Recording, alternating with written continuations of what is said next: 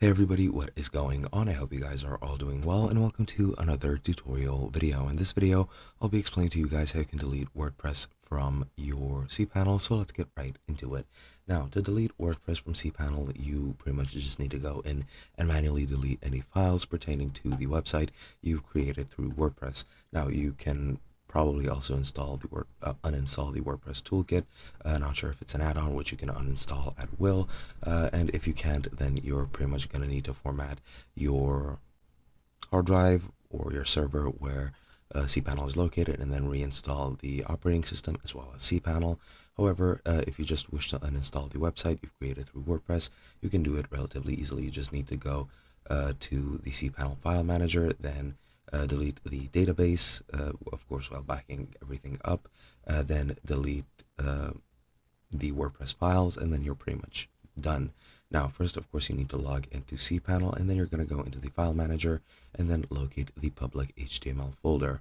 From here, you can very easily just go into the public HTML folder and then find out what your config username is.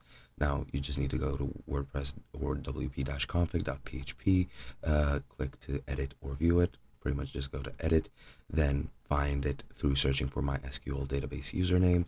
As you can see, this username is the username for that particular database.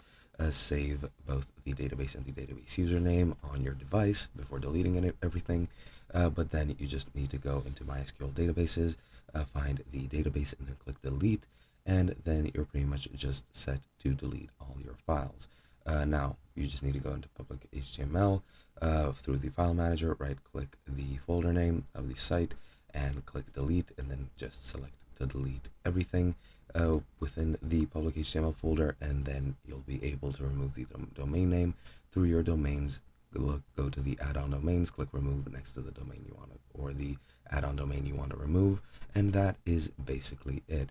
And as far as I'm aware, that's all the steps you need to take, and after that, WordPress or your WordPress site will be deleted from your cPanel, and that's pretty much it. If this causes issues, then please do back up your data before doing anything, and then just go ahead and completely wipe your server, install a new system, install cPanel, and then you'll be able to install a fresh cPanel without WordPress. And that is basically it.